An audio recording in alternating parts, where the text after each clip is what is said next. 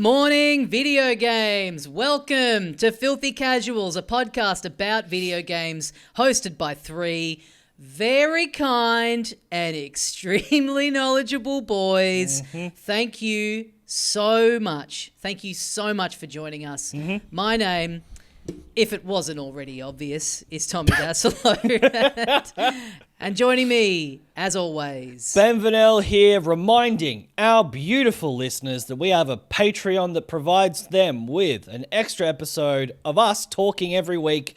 And on this week's episode, we talked about Meg 2, The Trench, and look, that's all I remember. There's a lot of Meg chat. The one movie you watched. Yeah. My name's Adam Knox as well. That's true. You can go to patreon.com/filthycasualspod, or you can hang around here with us. How are you boys? I'm good. I played the demo for a game that we've been, I think, all anticipating for a couple of years. This has been sort of revealed for a while in advance. I'm feeling positive about video games. yeah, Holy moly. me too. What a turn. It's a good time to be a gamer for perhaps the first time in history. Do we want to There do are a a lot bit of times, yeah. to be fair, throughout history, basically prior to the last, let's say, 40 years. Sure. A lot of bad times to be a gamer.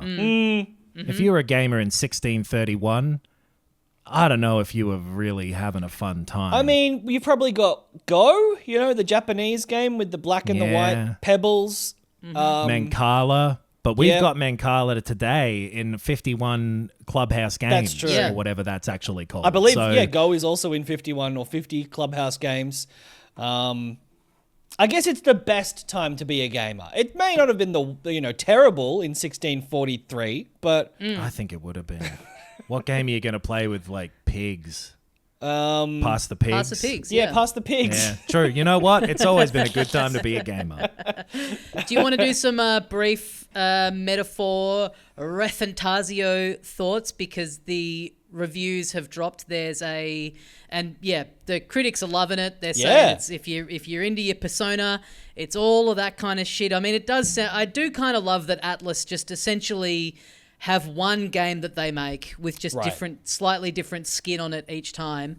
As a big Nintendo fan, it makes sense that you love that about them. Well, I was thinking about this. It's like, what if in Zelda you were just running around like jumping on slightly different looking Goombas, or they do have their kind of Nintendo has like, 3 games, all right? They have got Metroid, Zelda, and Mario. Yeah. But yes, this game is it's doing all the Persona-y stuff. It's got all the style to it, but with a fantasy setting that people are saying the story is really great. I've been enjoying the demo so far. I kind of feel like it is worth. I think it's cool that they put the demo out. It's the start of the game. Your progress carries over, and like all Atlas games, it takes a billion hours to get going. So I have really been viewing it as like, just get this show on the road, get this thing underway, so that when the game finally properly drops, I'll be kind of like hopefully into like the main bit of it. Yeah. So this demo, I've not gone in on this demo. The game's out this week, and I'm gonna play it then. The demo is available. I know it's on Steam. It's on the PS5 and the Xbox as well, I'm assuming. It's on the PS5 for sure. Yeah. Cool. Don't know about the XE. And it's about 6 hours long, apparently. That's what I think so. I mean, annoyingly, Atlas still have their thing of their very kind of old school approach of you can only save in designated saving areas. Yep. So I was playing it the other night, and then I had to go out and I couldn't save, and so I just left it suspended on my PC, and then it took me 2 days to get around to being able to pick back up again and get up to a point where I could save. And so my save file now thinks that I've been playing the beginning moments of this demo for 46 hours. So that's good. And that's good that carries over into the main game as well. And that now I'm going to have no accurate idea of how far into this game I am. So here's the little, and look, I'm a bit of a maths head personally. Okay. They call me Better Will Hunting is what they've nicknamed me from time to time. But I would take the hours that it says in the future and subtract 46. Yeah, but Who's got the time? Yeah. Well, you clearly. Yeah. I've been playing this demo for 2 days. Yeah, nice. So here's what I want to know. As you guys have gone in a little bit, and I've seen that there's good reviews, but I'm sort of going blackout mode for this because I really want to dive in. I'm looking forward to this. Diving clean and cold. The style of it we've seen in the trailers and everything. When you're moving around in those menus, when you're making those choices, how readable are you finding it? It's not a million miles off the sort of experience of playing Persona 5. Like it's pretty it's pretty legible. It's not overly stylized, and it is very similar in gameplay in every single way. Like it's the same sort of, it's a radial menu that is, attack and skill and stuff like that. Which I think early on it is sort of, it's gating you from some of those options, but, and so it is introducing you gradually, which is good. But yeah, it's very similar, to the point where you'll pick it up and play it without even giving it a second thought. Awesome. Am finding, so we saw the style in the trailers, but seeing it in motion and playing it outside of cutscenes is a different experience. And I'm noticing a lot of I've seen some comments on this. It doesn't have anti-aliasing, so all of the edges of all of the movable, playable characters, the NPCs and all that, have these real jagged lines. Oh, interesting. That really stand out against the backgrounds. And then I've also noticed a lot of the backgrounds, the textures are really bad, which I was not expecting. And it is a PS4 demo. I don't know if there is a PS5 specific version of the game, but the demo that you download There surely is. Yeah, the demo that there you would have to download is a PS4 'Cause tagged game. Is that the only version of it on the store for sure? It's the only sometimes PlayStation one, swapping, yeah. Sometimes the swapping between them is a little weird on the PlayStation store. Yeah, because I read before so I've got it on Steam. I've played the demo on Steam and pre-ordered it on Steam, and I had read before getting it that the performance of it on PC was quite bad, and then I've found it to be fine. Even on even on the Steam Deck, it's run fine for me so far. Yeah, right. But I just say that to say that if people are saying that it's even having trouble running on the PC, then there must be a PS5 native version of it. And there is a PS5 version of the demo too. Of the demo? Okay. Because there definitely is of the game, because I went into the versions, and it's, The PlayStation store can have weird, you've got to go to the little ellipsis next to the thing and choose your version and everything. So yeah. It's out there. But I've seen people mention that anti-aliasing thing. But again, on the PC, I imagine there's options for that, but there may well not be. Sometimes that happens. But in Persona 5 as well, I do feel like the sort of in-field graphics were not of the same sort of style and quality. They make games kind of weirdly, don't they? A lot in Persona, a lot of the areas that you're moving around in are those really static, very small areas of the streets. And then when you're in Mementos, it's a bit more open, but again, that's a very simplistic graphic style. And it does seem like they're doing a bit of the same stuff here. Although, in the limited experience I've had with it so far, the enemy design is really cool, and there's been quite a few cell animated cutscenes, not just in-engine cutscenes, so the actual animation, which I think always looks so cool, especially, I know they tend to with these games, that sort of gets phased out a little, they do that a lot more at the start of the games. Yes. But it just is such a cool effect to cut to something and have it be. It makes it feel so just such a high quality product when there's just these really high quality, fully animated cutscenes. A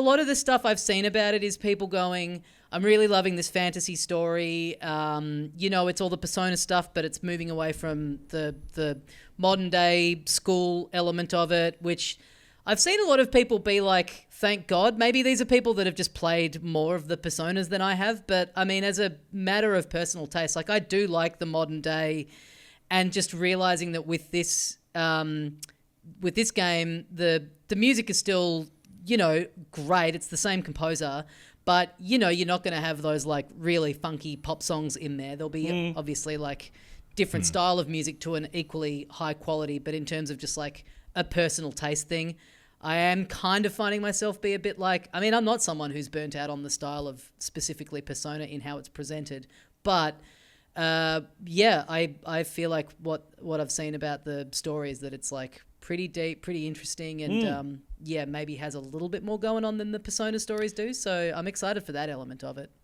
From the demo, how's the intro feel with all that stuff? Like, are you in quick? Are you invested? Are you? And it's pretty like it's not like overly derivative, but it has enough sort of like recognizable tropes of the genre where you're like, okay, I get who that guy is. I know what he's up to. Oh, she's, you know, this. There are some archetypes that are going on, but like the setup is cool. I like the world that they're building, and the sort of like a lot of it is very much like there are these kinds of people. And there are these kinds of people, and they're a bit more respected, and there are these kinds of people at the top, and then you're playing a real freak, and it's a lot about the sort of interactions between these like races. It's a real fucking furry's wet dream, though. Oh yeah, I did not get that from the trailers. That like half of the characters are like they've got little horns and little fucking foxtails and shit. But yeah. I'm even more erect than I was when I started playing it. But it's crazy how much it's even got like the Persona thing of like the first battle that you're in, you start to get like, you know, decimated by this enemy, and then there's your big like, and you like awaken your like spirit thing that's like the equivalent of your Persona. In Persona, it's like, it's just the exact same beat as the beginning of those games as well. Yeah. It's just so funny that they're so unashamedly like, yeah, it's the same engine, it's the same everything underneath, but it's just... Atlas presents Fursona. It's Fursona. No, but it is. And there are like... weirdly, I saw people more being critical of the fact that they have just done a Persona story, like the same sort of character archetypes, and then they've just put this like kind of lick of paint over it. But I don't know. I like it. I think like design wise, it's great. Like and they're fucking really good at it. So like, yeah, if that's their thing, why not? Yeah. With the style of the music too, the only thing I've heard so far is like, I guess outside of whatever's been in the trailers, but like they put out the battle music at some point ages ago, and like the weird like in that is different and cool. And Yeah, like, it's really probably cool. will get really annoying after 100 hours. Yeah. Are you Ben? Are you playing it? What language are you playing it in? The voice. Japanese voice acting, English subtitles. Yeah. Yeah, I started it with Japanese, and then I kind of remembered how good their English voice acting is in Persona. So I think I might switch back for a bit and see how it is. It's not a thing of like, you know, I feel like they are a studio that really goes the extra mile to get like really good performances and really good actors for the English. So yeah. But there's like a couple of there's a lot of differences obviously, but the combat is sort of a little bit different. There are no like Persona style things as far as I can tell. It's more straightforward, but like it just looks like a very creative. As in the enemies, or no, as in your little like Pokemon style things that you're catching, right? Yeah. And there's no like fusing things together, and like a lot of those systems are not present. But yeah, it has like. It's the trailers are very representative. It's all of that style, it's all of that inventiveness and creativity, but put into this slightly different aesthetic style. And I'm enjoying it. It does a good job of like a plot thing that's happened like really early on in the demo, so like 46 and a half hours in. It is like, this like inciting incident, and it's like, bang, here we go, we're off, here's what we're doing. And you can tell obviously that it's going to spiral on from here, but even just that early little hook, it's like, all right, cool, I'm in. I got my boys here with me, we're off to do this. I'm pumped. I think it's going to be... Yeah, and the reviews are just very glowing. I think it's going to be a banger. And I'm glad to know that it works well on the Steam Deck, because I'm going away this weekend, so I'm planning to take it with me. But yeah, it's not... Great. I am kind of ready for a different plot or a different setting. Like, I loved Persona 5, but I've found it really hard to play Persona 3 because it's so similar. It's so like, yep, there's a bunch of misfits and they can all go into the fake weird world and fight demons. And I like the fact that this seems like there is a more complicated, or at least a more intricate story of like, it's political, it's battles, it's wars, it's classes and racial tension. Like, it seems like they're kind of, and as much as, you know, Persona 5 had this very sort of well thought out and emotional story about, you know, the way that children are treated and mistreated, I like this as kind of like a more intricate but less like fucking traumatic story, potentially. I'll tell you Cool. what is giving me the forward. irrits about Steam is that I believe, or certainly the last couple of things I've bought on there, you can't download and like have it preloaded until it's like actually live and out. So like on the Switch, you can have it downloaded and it'll just like unlock if it can connect to the internet and see that the game is officially out. Yeah. So like I'm flying on Friday, so it'll mean that, and it's like a big file too, so it'll mean me getting to where I'm going and having to download this bastard on hotel Wi-Fi, which will not be an easy experience. That'll take approximately 48 to 49 hours. So I mean, you know. Yeah, I wish I could just have it got the preloaded time. and unlock it on the date. But anyway, that's Hopefully, I wonder as well if that PS4 version that you've downloaded will translate over to the PS5 version, the save file. Sometimes those don't, so be careful with that. Yeah, true. Maybe I'll just play the whole thing as a PS4 game. But you're not allowed to come on here next week and talk about the performance of it being bad. Why? If you decide to Some do people that. only own PS4s. I'm playing it on microwave, and it's just, I got to tell you guys, it really looks like shit on that little clock. Well, hey, while we're doing the stuff that you know is playable games up the front, we bloody flipped it topsy-turvy today. And it's unsettled me, and I'm grinding my teeth over here. But We've started with the stuff people are interested in the most. It's a wild wrong approach. way to do it. You don't eat dessert first. I had a little look at that Dead Rising Deluxe Remaster. Yeah, I've heard some good things about this.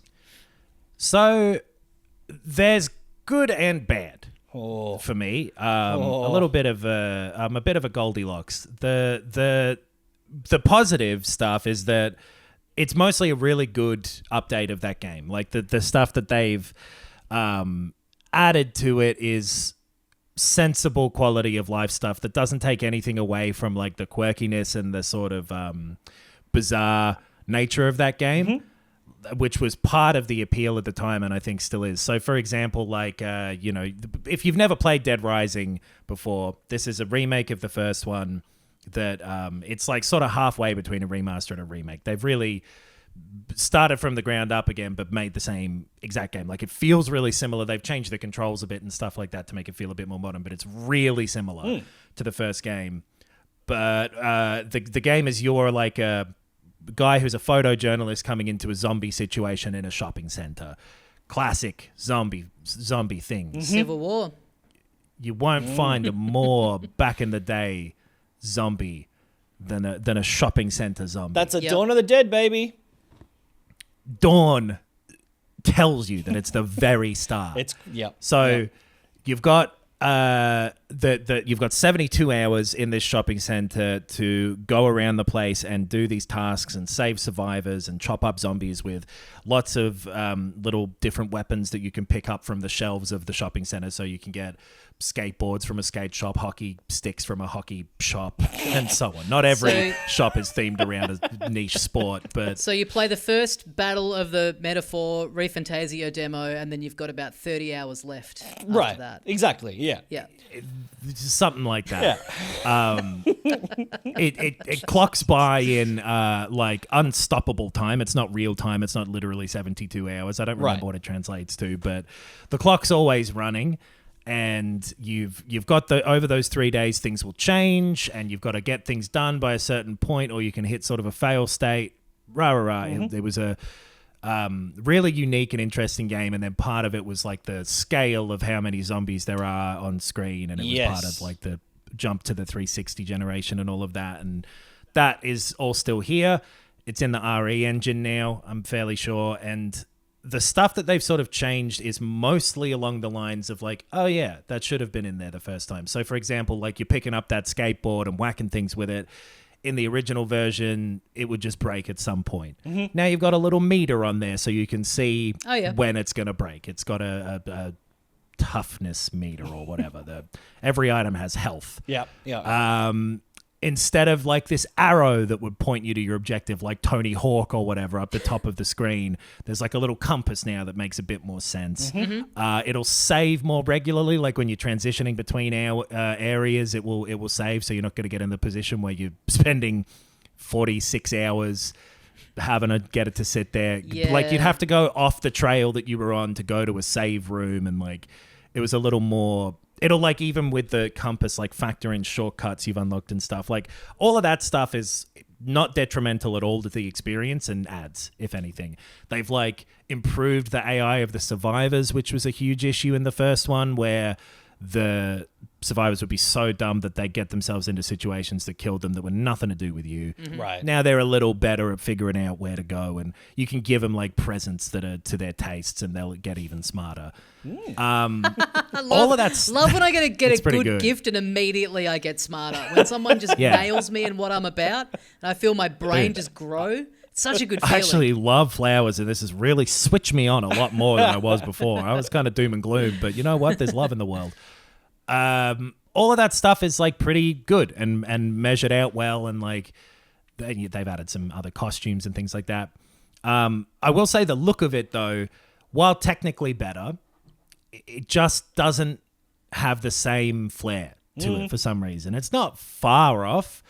It's just one of those things where maybe it's just when you know the thing originally, you know, like it's hard to recast what it looks like in your head or something. But there's just bits of it that I think look artistically worse. Like the lighting is a lot more stark and makes things look a bit more dreary sometimes inside of this thing. It's such a cartoonish game. Like you've got all these over the top psychopaths who are people in there who are like clowns and ridiculous things that you're fighting, and it just sort of doesn't quite match, I think, as well as the original sort of art style did. That doesn't matter that much because technically it is better. Like all of the textures are much higher quality and all of that. So I actually think it's a pretty decent... I'm not keen to play more of it. Like I've played that game plenty, and it's all good. Yeah. But if you're going to play it, the game I think still holds up, and the way that they've... Like it's so unique and weird and quirky that like that element of it is still fresh. That bit still... That hasn't aged because it's sort of offbeat enough to not really make it feel out of date. Even though it does feel like it's 20 years old, which it just about is. So I'd recommend it to people who haven't played it. Like this is probably the best way to play it today. There's things in there that make it just a bit of a smoother thing. Right. So that's pretty cool. And I wish that these remasters would capture the art style better though. Right. And I also heard that they cut out some of the offensive like jokes and humor in it, which was originally in there. And I think that you said off air that that's the part that you don't like about this remake because you thought that stuff when was you say stylistically really funny. it's different. Yeah. That was bit the of stuff fun. that you... Bit of fun that. I'm gonna cut that joke. I'm gonna censor it. No, yeah, there is some stuff like that, like skirts getting changed to pants and stuff like that. But also then kind of not in the Japanese version, I believe. Oh wow! They very much have gone like, "Hey, this is the West." So, did you see that thing about the? I can't remember what his exact role is. Maybe he's the director of the Dragon Quest 3 HD 2D thing. He was like giving a panel at the Tokyo Game Show, and he was talking about some change of some gendered thing that was in the original, and he was just basically complaining about having to do it and how they kind of have to do it because of like the American audience, and he was basically like, God, it is such a hassle having to do business with America. Like he just really is like I saw something of he said that was a little mistranslated and they translated it to puritanical or something and he meant something slightly different or whatever. If that's what I saw as well, it was mistranslated as him complaining about being censored, which is such a fucking, a specific word in today's online discourse. I think his especially point was, around games, completely. Yeah, exactly. His point was more just that he's like, I don't really get it. I don't really get what the issue was. I think he was more just like, I kind of read it as him just being like, they get this feedback back from, whatever, their American office. And he's like, I just don't really understand what we're having to do here. But God, stuff all to right. do with specifically this type of extraordinarily small scale censorship of like literally changing costumes and things like that is so hypercharged in this like very pathetic corner of the internet that I fucking hate. I just genuinely don't notice or care most of the time. Personally. You know what I mean? Like it's not. Yeah. It's such an eye-rolling thing to hear about as a complaint. It's like, you have... They're taking this away from us. Yeah. And like, oh, right. Well, then you need to have things that you want more than that. Right. Yeah. That's the issue, is You the need to perspective be that you have on... less into taking upskirt photos in a video game. Right. That's a problem for you. And it doesn't qualify as censorship on the scale that you're implying that it is. Right. It's not fucking book burning. Yeah. No, it's the whole argument around that stuff is deliberately charged and politicized in this gross way that's honestly just so lame and is one of the main aspects of this whole industry that makes me the most embarrassed. Yes. Yeah. Is people being like, oh, they're taking away my fucking panties. All right, Yeah. well then go get some more or something. I don't fucking... They put a woman Especially- in Battlefield. Oh, no. Yeah. Especially with like a Damn. remake, you can bet that almost certainly something tonally will have changed with what's acceptable in the 30 years since it came out. So some language is going to be tweaked, and people are like, no, it's meant to be the complete edition, and they've fucking changed it, so it's Right. not the real game because these 4 words are different. Time moves and there's nothing we can do about it, and it's not a bad thing. And if you want it to move the other way, hey, you're making every effort to try and get it to do that. Yeah. So fucking no one agrees though, because it's still moving in the other direction. Hey, Yep. it doesn't mean that there's a conspiracy. It might mean that you're wrong. Yeah. Yeah, you might just be a fucking idiot. Speaking of time, speaking of censorship, actually, let's Okay. Watching the Nox like brain The segue work through machine? the grab bag of like terms that have come up in the last 5 minutes. So Disney's putting some stuff in Fortnite. Yes. They're being cagey about what at this stage, apparently. Like, Epic has a secret under wraps Disney Fortnite project that will, I assume, be something on a larger scale than just adding some Mickey Mouse costumes and whatever. More like that Lego thing is my impression, how there was like a different whole Lego kind of Fortnite mode. Because Because there have been a bunch of Disney characters in Yeah, the Fortnite Incredibles so are far. in there recently, and I saw people losing their mind over Mrs. Incredible shaking her fat ass in her little dance God. emote thing. They censored it. I can't see a whole crack. This is fucked. What am I going to do? Well, also, like, I'm sure, I actually don't know this specifically, but I'm sure there's a bunch of Marvel characters in Fortnite as well, which is There are. obviously Disney as well, yeah. Tons and tons of them. Yeah. So there have been plenty of Disney things, and Star Wars is in there, a Yep. bunch of blah, blah, blah. Yep. But whatever this thing is seems to be of a different sort of scope, is my guess. But speaking of scopes, there's a word that got brought up in the last 5 minutes. Yep. I believe that this story that is being reported is about how Disney will probably not allow Mickey Mouse to hold a gun. Yeah, I feel like that's pretty core in their brand guidelines. Yeah. Yeah. But Donald can, I reckon. Quackshot, that whole thing is that he had a plunger gun, to be fair. So Sure. more of a plumbing tool. was he in the Yeah. Navy, or was he just a merchant seaman? What kind of sailor is Donald? I assume he joined the Navy during the war. Yeah, he's Surely there's a couple of Donald cartoons out there where he's, doing his bit. absolutely. But yeah, that would be interesting if it is kind of, because they had Disney Dreamlight Valley was that game that is was very much, like the first thing that they put out in a long time that was like a whole game in and of itself. Like they shut down Disney Studios and stopped all of that a while ago. Yeah. And there was that Mickey platformer that we played. So like they're clearly sort of reorienting, their involvement in video games. And this could be like makes a lot of sense, right? Just get Epic to make it and take a clip of the ticket. Disney have wanted their, big, here's our Disney place for you to go and buy all our Disney shop stuff for a long time. And Fortnite does make the most sense to be that to me as well. But it will probably be some separate mode, whatever that looks like. Who knows? Which could be cool. Speaking of Epic Mickey, I've been playing more of it, and I think it might be folks, we've all got one.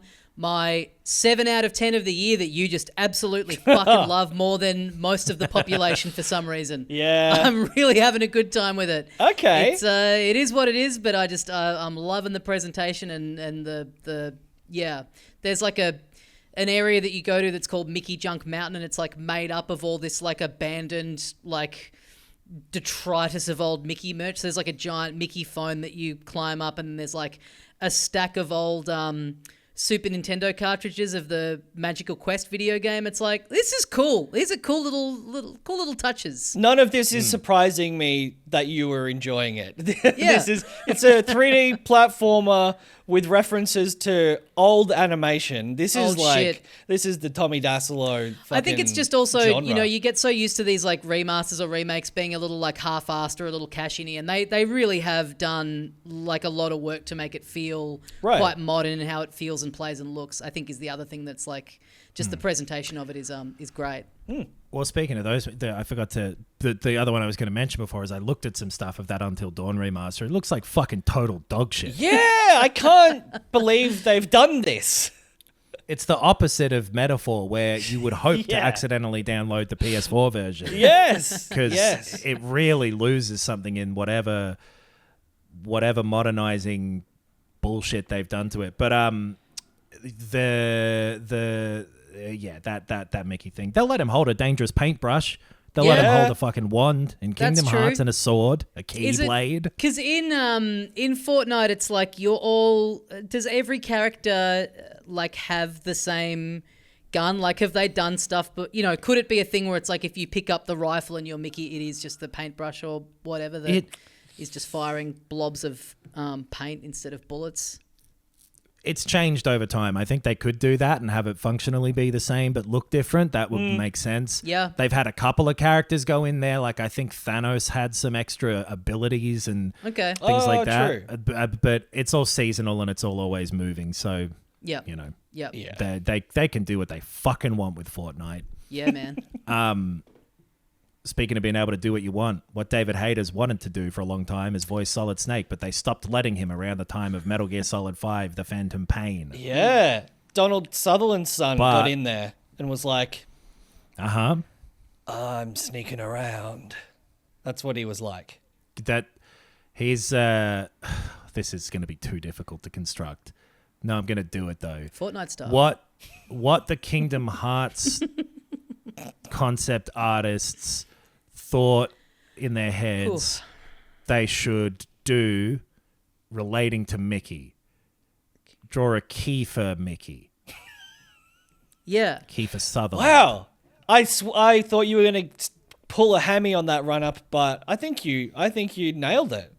Yeah, I think you pulled it off. Walked instead. Yeah. And coming to the triple jump. Oh, he's just walking. Oh, he's just stepped into the sand. All right. Well, he didn't win, but sure. Free trip to Paris, I guess. Yeah. Good for him. Still kind of embarrassing, but like, I guess it could have been worse. Maybe it'll be funny in retrospect. He'll be on 20-1 if they ever bring that back. Yeah. It could be a net positive. David Hayter tweeted an extremely not vague tweet, but like sort of being vague of like back in the recording booth, meeting up with a guy I haven't seen in a while or something like that. And then a photo of a snake holding a knife. Oh, sick. He did a bit of Kevin Spacey style. Let me be Snake. Yeah.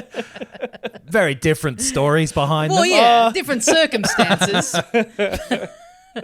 But yeah, I assume it's probably some extra voiceover for Metal Gear Solid Delta. Oh, yes. It could be for some other project. Like Snake's already been in Fortnite, but there's a ton of other games that, you know, might get a Snake in. I doubt this is for a new Metal Gear game out of Konami. It could be, but I assume if they're going to do that, A, they're going to wait and see how Metal Gear Solid Delta does. Right. And B, they've got that other volume of the Master Collection or whatever that they'll probably put out before anything like that happens. So most likely is that he's redoing a couple of voices for Delta, which is the only Metal Gear project we know is in The development. deluxe version of Smash Brothers Ultimate that's going to be launching with the Nintendo Switch 2. He's done a couple of new lines for that.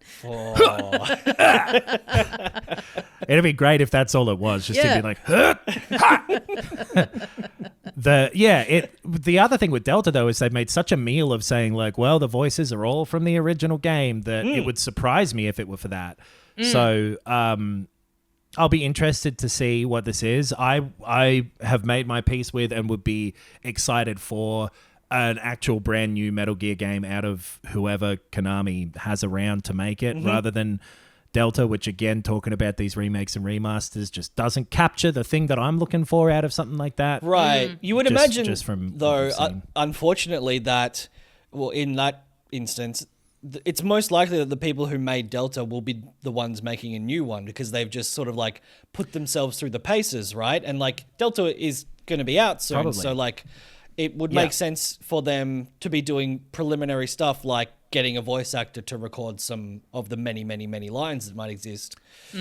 It's True. Yeah. And like, I've got no problem with like, I'm sure Delta might be a good game and fun to play and everything. It's just that like, I love 3 and this doesn't look like it to me. That's all. That's all it is. Sure. But then I'm also I saw a thing of them putting out about that game that they've got like a visual filter option to make it look more like the color palette of the original, which is so often what these remasters get wrong. Is the actual sort of underlying look of the games that they're remaking like that. So I've not written that one off. It's just also I've played that game so much and it's, you know, but I will end up playing that one and I'd be keen for them to make another one and like do some stuff to make that old fashioned. I didn't get the Metal Gear whack story out of Phantom Pain almost 10 years ago. That is the thing I'm kind of looking for. So if they can get something crazy going again, you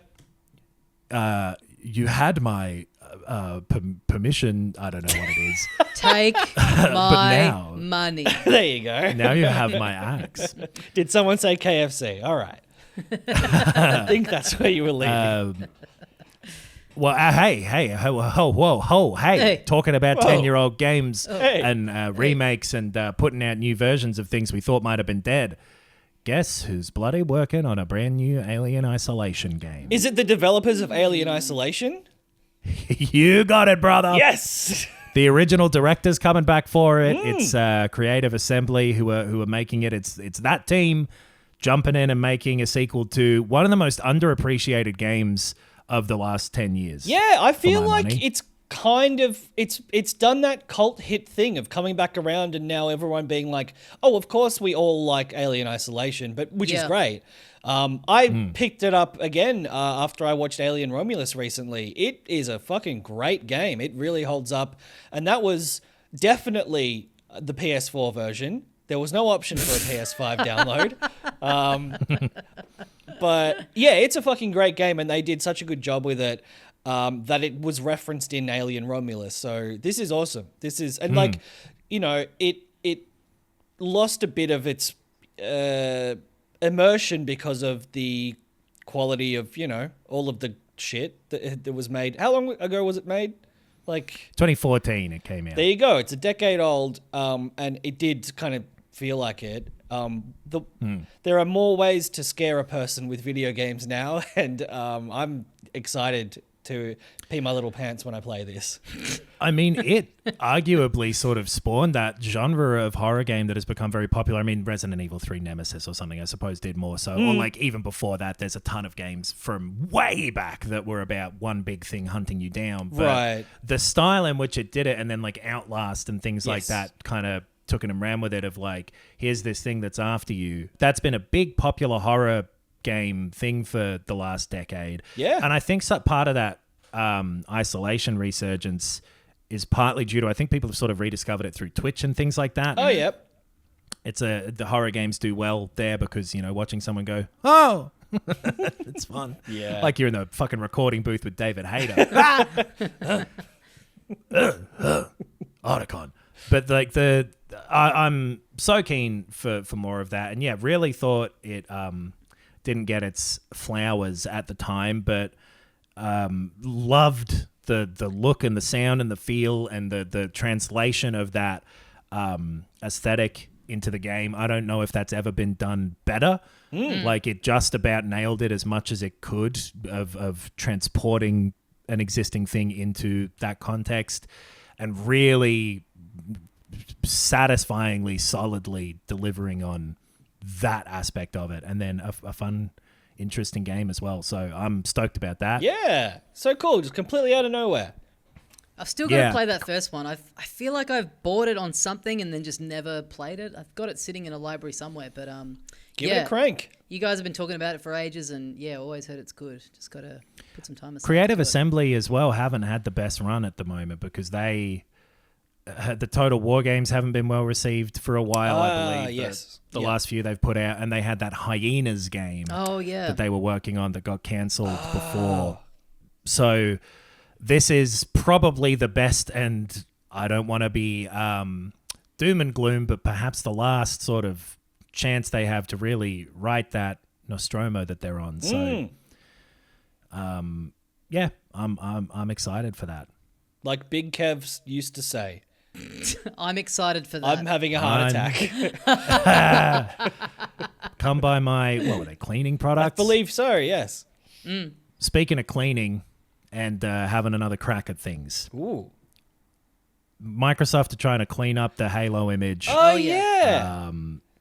And having another crack yet a fucking again at a Halo soft reboot, maybe hard reboot, who knows, because every fucking time for a while now, certainly with Infinite, they were like, by the way, Halo's back. Yes. We're kind of rethinking Halo, and it's going to be, this is the Halo you wish you'd had the last few times.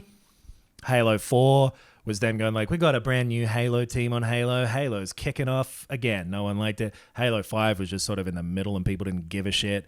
Halo's not been a going concern in popular culture, I would argue, for about 17 years. I mean, since Halo 3 in 2007. Yeah, that series made zero impact. I feel like people, I mean, I know the multiplayer had its rocky points, but I feel like the single player of Infinite was fairly well received. Like, people were pretty into that when it launched.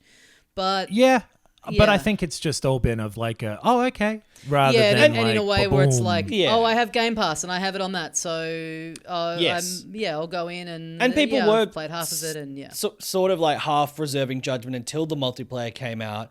And then they also removed a mode before it. Like, there was all that weird stuff that happened with it, which, was not overly well received. And look, there's still like a competitive Halo scene and there are Halo tournaments and it still exists as a game that people play. It's just watered down from what people once associated with the word Halo. Yeah, it used to be like on the fucking Mount Rushmore of video games. Like, it was the launch of a new Halo game was making news. Having to get chiseled out of the Mount Rushmore of video games must be an awful feeling. At least he has a helmet so you can just chisel out the face that you could put underneath and go like, oh, we'll have Joel. Adapt. Yeah. Like, if you had to take like Croc off of the Mount Rushmore, that's really hard to convert into a different character with his big snout coming out. Yeah.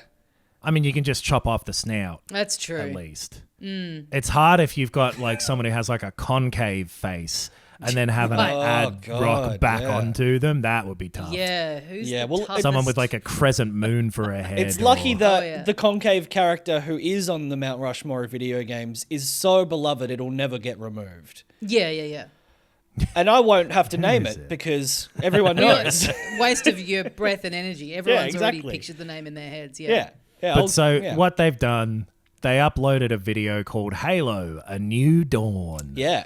And it's this like weird sort of 6-minute video with like documentary style, kind of like starts off with the modern documentary thing of like people getting mic'd up and sort of talking about like, hey, Love that. I'm scared to... Yeah. Seeing the main clapperboard in bullet- front of the subject's face. Love a bit of that in a doco. Yeah. It's a lot of that sort of tone to be like, yeah, man, we're showing you behind the scenes. Hey, so the main bullet points of the changes are that 343 Studios has changed its name to Halo Studios to get away from people being like, 343 don't know how to make games. Yeah.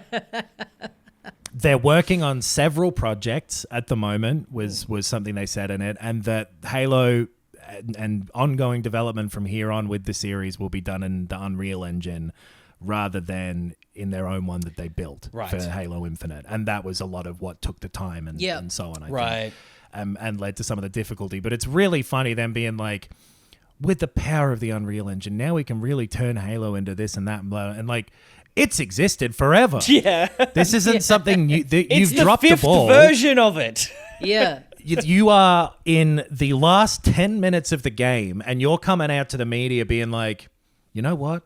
Kicking goals is something we really think that we could start doing with the Halo series. Like, brother, you should have been knowing to do that the whole time. Like, finding technology that makes development easier is part of running a studio. And I get the thing of wanting to make your own engine and blah, blah, blah, and it just didn't work out for them. But they also tried that several times, I think. Right. So why... It's like, sure, use it, and it's a lot of stuff of like, we remade this looking place in Unreal, and look at that, doesn't that look nice? It's like, imagine if this had been the actual game, how good it would have been. But also, it's also not that impressive to just make a lot of static environments. Right. Like, people like, do that what as are we a hobby. fucking doing? Are we fucking making Halo 1 again now? What are you doing? Right. Yeah. Like, what's the plan here? Because you can't keep going with the third thread dropped story that you've created in your 3 games. Yeah, right. They had fucking in 4, 5, and 6 different focuses that in the next one they were like, and then someone died off screen and blah, blah, blah. Now it's a new one. Yeah. Fucking insane shit. That the Unreal Engine doesn't fix that. Yeah. You need someone with a pen and a brain. Yeah. And then the like flatness and dullness of the gameplay that has been a lot of people's issue with these new ones is that they're just not sparking in the same way. They're not hitting. How does the Unreal Engine solve that? Yeah. Good for you. This looks pretty. You fucked it up so much that putting on a fake fucking mustache and being like, and now we'll paint using paints that we're not having to dig up from the ground ourselves. Like, every other painter has been doing that for so long. Yeah. And you didn't have the wherewithal to think it might be a good idea earlier than 2024, 10 years after the release of Alien Isolation. But also, like, why does this need to be an announcement at this point? Without it also being tethered to like, hey, and here's the new game as well. And a bit different for us, we've developed it. You know, this should be a footnote. This doesn't need to be like its own announcement. This should have been a 6-minute segment of a big Microsoft Xbox presentation where, like you say, they also, after that go, and the next Halo Origins is coming out in 2 years. Like, very strange. To be fair with some of this too, 343, a lot of those people left and the whole studio, like a lot of the people have changed there and it effectively is a new studio. So it makes sense renaming it for that. Sure. It's not the exact same people putting on a new thing, but like, my guess would be that they're doing this now because it's going to be a while before these projects are ready. And so they've kind of got to have something to just have the word Halo show up in a news feed for a minute. But I mean, Microsoft needed something positive as well because, like, I think the only thing they've released this year was the Starfield DLC. Well, maybe not the only thing, but it's certainly the thing that is maybe the most sort of mainstream, and that is like fucking tanking. Yeah, they must be. They got Indiana Jones coming up. Indiana Jones does well. Yeah, that's soonish. But yeah, I mean, if that flops, then oh boy. Call of Duty is technically them, and that's out in a couple of weeks. That's true. That financially that'll do fine. But yeah, I don't know. And Flight Simulator looks fucking sick. Yes. To be fair. True. This is true. But yeah, it just is. I don't know, man. Like clearly, and I didn't expect to be as animated as I've been. Well, but clearly, Halo's lost all its goodwill with me. Thankfully, we're now making you in Unreal Engine 5, so you could be animated. Yeah. What a great idea. Adam Studios. It only took us 9 years to think of it. Yeah, it's just so crazy. Like, it's Disney and Star Wars is the only other time I've seen something that big be that mishandled by the people who have every drive and reason to do it better than they have been. Yeah. And in a way that reeks of poor planning and incompetence rather than like creative decisions that don't land. Yeah, and I mean, because once you have the main people who are involved in it, they're not around anymore, then it's obviously it's not super easy to just get, you know, people who are a good fill-in who are going to do as good of a job of it. But I mean, that's if you're the person up the top of the company that looks after the IP, it's like, that's the challenge. Yeah. And also, I liked Halo Infinite. I liked the single player of that. I had a fun time, but it just hasn't left an impression in the way that other games have. The yet again rug pull of you play this one, something fucking out of nowhere happens, and then they're like, and the next one will be about this new thing, and then that next one never existing. I think that's a big part that's fucking gotten me. Right. Where like, stop bringing in the new fucking, and now the new villains, the Scorzlebus. With the Scorzlebus is after us, and like, by the way, the Scorzlebus is gone now, and we're fucking just gonna reboot the series, which at this point they need to do. Reboot it. Yeah, I mean, that's do the I thing. guess a remake of one, but a full ground up start again. Right. Completely fresh. Write a new story. Yeah. Have it be basically like, if you don't want to tether yourself to these things, have it be like basically Zelda, where it's like each one or, you know, couple of them are like their own thing, and then they're all sort of technically unrelated to each other. Like, part of what was satisfying about those first three, though, is that it was this continual thing, and people didn't like the cliffhanger at the end of 2, but it did lead to 3 being massive. Right. Yeah. So I don't think there's anything wrong with that. It's just that also the idea of a trilogy in the way that games used to be able to do them doesn't happen anymore, because games like that of that size take too long to develop. Yeah. So it's hard to plan a 12-year-long trilogy, because, you know, the people who would care right now might not by the time. Yeah. But the Halo 1 worked because it was over 6 years. Or that first Halo trilogy took place over 6 years. Yep. So people go from 18 to 24, sure. You can do the whole trilogy, and that same with Mass Effect. That happened over a short amount of time. Yeah. But like The Last of Us, for example, by the time the third one of that comes out, it will have been more than 10 years, probably 12 or something since the first one. Sort of a different tone, so it's a different thing. But like, it's hard to get invested in these like long-term, like, we're going to have a big, long game, because like, what am I 50? I mean, I guess the ambition with Halo Infinite was like, and also, as with previous Halo games, the multiplayer will sustain you, and that'll keep you interested, and that'll keep everything humming along, and it just also didn't do that. Exactly. It'll be ongoing. It'll be our thing that we sort of change and, you know, put new things in. And it's like, by the way, those new things are adjustments and fixes that people like. Halo is just one of the ones where that sort of like there's so many games now where their whole lifespan is like apologetic. Where people are like, and now we're putting out this one, and please say we fixed it after this, and it's just exhausting. Yeah. Oh yeah.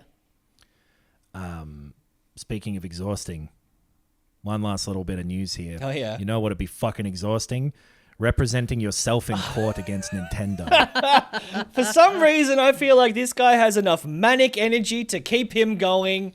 What a bonkers thing. So this is a guy, he makes like basically not pirated hardware, but like hardware that is mainly modded. Yeah, modded hardware that is aimed at using pirated software. Yeah. Specifically Nintendo stuff. And Nintendo apparently just asked him to stop originally, and he said yes. Like a cease and desist style asking, though. Yeah. I think maybe like 6 months ago. I don't know if it was that long ago. and he said, yeah, okay, I will cease and desist. And then a month later, he like released another thing and just basically was lying to Nintendo. And after that, they were like, well, fuck you, we're going to take you to court. And now they're going to court. Yeah. Yeah. So in March, Right. they apparently offered him the opportunity to get out while the getting was good. So there's that guy, Gary Bowser, who was making some other form of modded Nintendo stuff from a while ago, who for the remainder of his life will be giving a percentage of his paycheck to Nintendo. Yes. Much like Tommy Dassolo. And they won't lose. No. Yeah. Because also I get the impression from the reporting I've seen of this. This guy's name is Ryan Daly. And he's lying daily to Nintendo because like his response, and not getting a lawyer, representing himself. Yeah.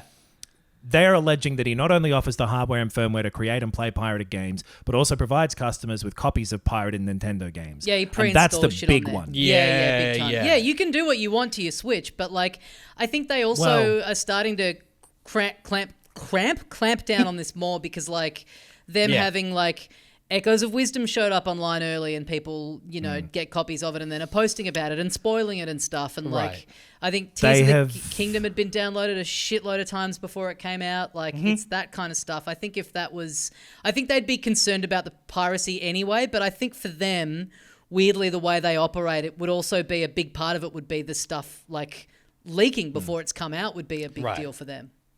They have threatened enough the two big Switch emulators. There might be more, but there were two that are gone now. Yeah. They've walked away from those because Nintendo's after them.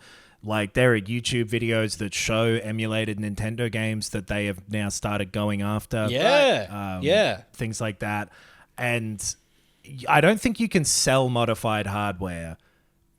You can sell the modifications and you can probably do it yourself or whatever, but I think selling the hardware is what Gary Bowser was doing, who is different from Doug Bowser, who's the Nintendo of America CEO, by the way. Yeah. Yes. There's two Bowsers. Well, there's three Bowsers and there's a Bowser Jr. There's a lot of Bowsers out there, but so whatever, I think that was a hardware selling thing and it wasn't anything to do with software. So you can't sell a piracy focused changed version of their Switch, I believe. But anyway, so this guy Daly mostly responded to the lawsuit's claim by saying he denied and otherwise claimed he lacked sufficient information to either admit or deny the allegations. And his defenses include fair use, invalid copyrights, a lack of standing, fraudulent inducement, an arbitration clause, failure to state a claim, and unjust enrichment. This guy, look, and I don't know him, and maybe he'll take me to court representing himself in this, but it reeks of sovereign citizen type thing. You know what I mean? Absolutely. Who in this man's life would be saying to him, I reckon go for it, man. You got a pretty good shot here, I reckon. Yeah. This is the thing. You can do what you want. You can break the law if you want, but in something like this isn't like a difference of opinion. This is like... This isn't like a fucking parking ticket. Right. If you are selling pirated software to people, then you're lucky they gave you the option to walk away. Yeah. Right. 100%. 100%. Yeah, maybe he had plausible deniability at some point, but I think they're at the stage where they can start collecting evidence, which includes like evidence of his operations. And if they do that, then it's like, well, here we go. Here's all the stuff that breaks the law. You're fucked.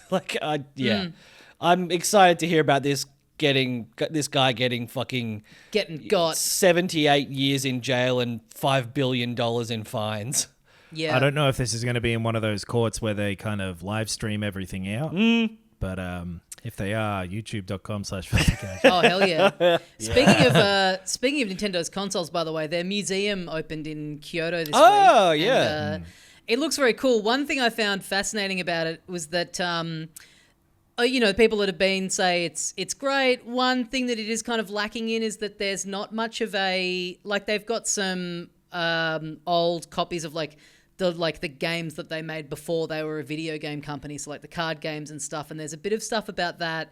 There's these like giant replica versions of the games of like, you know, Super Nintendo games and stuff that you can play on like a massive controller where like, you know, you need one person on each button, sick. which kind of looks pretty cool. Oh, nice. But there's like not big, like the keyboard, Yeah. the piano that you Yeah. can slide down. But there's not much or really anything in the way of like their development history. So like the sort of thing that I personally would love to see in something like this is like concept sketches for, you know, Super Mario World and all that kind of stuff. And that's apparently quite lacking. But then apparently some people had noticed, and this is kind of like hidden away for now because this, like it's there, but it's not really showcased in the most elegant way, I don't think, because I think they only added this with like a couple of days to go.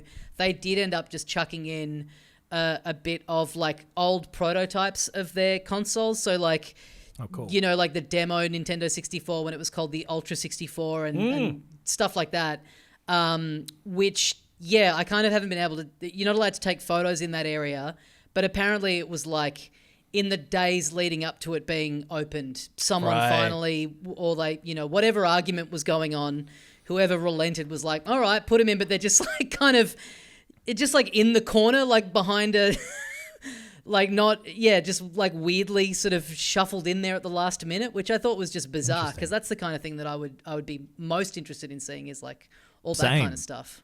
I've seen a Yoshi plushie plenty of times. Exactly. Yeah. This is a museum. Like, we want to see the old Yeah. shit, the cool Yeah. shit. Yeah. I mean, yeah. All the good bits in a museum, though, are in that massive warehouse out the back with all the cardboard, all the wooden boxes. Yeah. Yeah. So yeah, keen to, and the stuff in the gift shop looks insane, and they've already had to start limiting how much people can buy because it's just turning up on scalped. eBay for like Yeah, right. astronomical prices, which is such a drag. But yeah, I saw a tweet of like one guy who got there. I think it opens at like, maybe it opens at 11, and he saw a guy like just leaving the gift shop at like 11:10. It's like, you've just turned up to buy shit at the gift shop to go flog Yeah. on eBay, you prick. You loser. Cool. But I think that is going to do us for, it's time for us to exit through the gift shop of this podcast. Buy a little Adam mug on the way out. Get yourself a little Ben beanie. Nice. Am I getting a kickback from that? Or? No, unfortunately not. Okay. Well, That's fair. I think it is that just my likeness. we should. I did represent myself in court against filthy casuals. Well, so you're it makes 101 sense years that I old, lost so all you're the public rights. domain at this point. Fuck, that'd be funny. Stealing the identity of only people over 100 years old, being like, what? They're free use. Now that would be worth that would be worth going to court and representing yourself. You'd be like, I reckon I got a pretty good case here. Yep. Your Honor, I put it to you that there is no difference between Mrs. Smith here and Sherlock Holmes. Yeah. This man is public domain. Get on to filthycasuals.com.au. You can find all the links to everything that we have going on. We've got the Patreon on there. We've got the bonus show that we do every week. Lots of different incentives for you to get on board on all the different tiers. So get on over there. and check Ad-free all that out. episodes. Yeah. Ad-free episodes. We very much appreciate it. It's genuinely life-changing that we have any patrons at all. So it's very, very nice. Absolutely. Yeah. Means actually the world. Yeah. Like my literal world is because of that. Yeah. So Thank Thank you, you. everyone, for listening. We'll see you next time. And as we say here at the end of every episode of Filthy Casuals, Your Honor, I put it to you that Mario is not even a practicing plumber. And how does that bear on the case? Your Honor, is it too late to get a lawyer?